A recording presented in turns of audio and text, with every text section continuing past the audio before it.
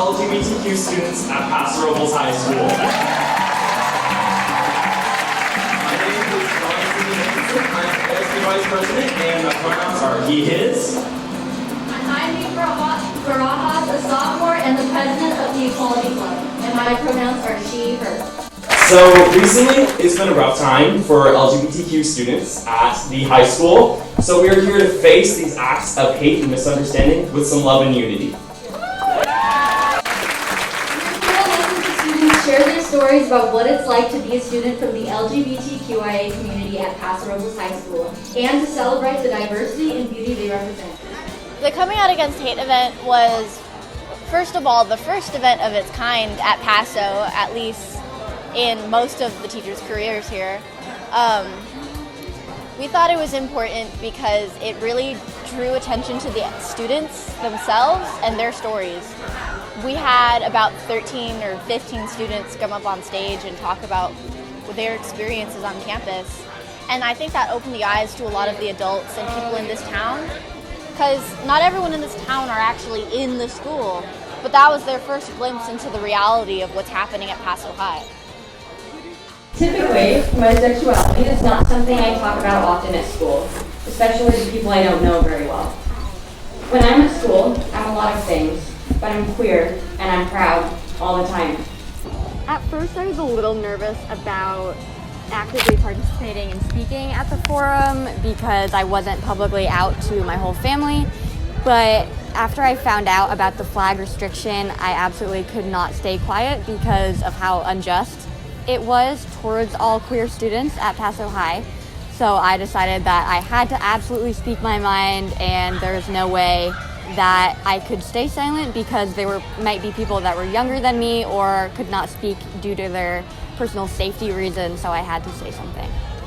Although I've known that hateful attacks against my community happen far too often, I never expected that I would be here, addressing a malicious hate crime that happened at my own school. I never expected that it would take 2 weeks for school officials to talk about what had happened in the first place. So, the last thing I could have imagined the district would do would be to dismiss the incident entirely and instead attempt to stifle our identities with their flag restriction. My queerness can't be left at the gates of my high school. I can't put it in my locker and walk to class without that part of myself that I fought to be proud of. Some will say that the flag incident where a flag was desecrated is what triggered the event, and I do think that it's the straw that broke the camel's back, but it's not really about the flag, it's about everything that came before it and how there was tolerance for this hate that's happened on campus. And I think what sparked this event was just overall all the hatred that needed to be addressed. We are human just like you. We laugh, we cry, we get hurt, but most importantly, we want to be loved and accepted for who we are. We want to go on a walk without getting stared at. We want to feel safe at home without the fear of getting kicked out. All I want is for everyone to get along and be happy.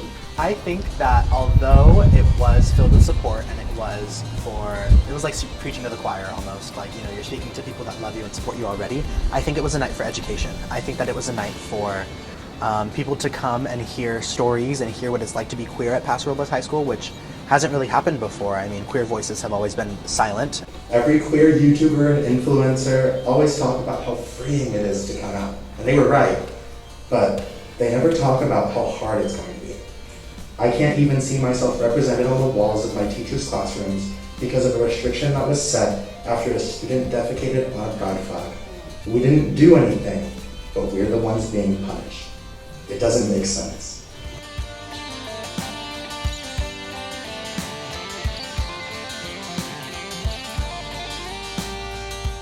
Well, my vision for what would come of this event is that we would get the attention of decision makers of our district.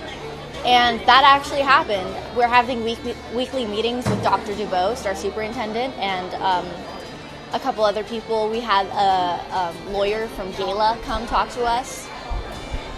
Change is happening right now under our noses, and it's really cool that I get to be a part of that. We're making decisions right now, putting things together, putting together an action plan for what's happening. Specific goals is overall student safety on campus, just kids being able to feel normal and protected at school.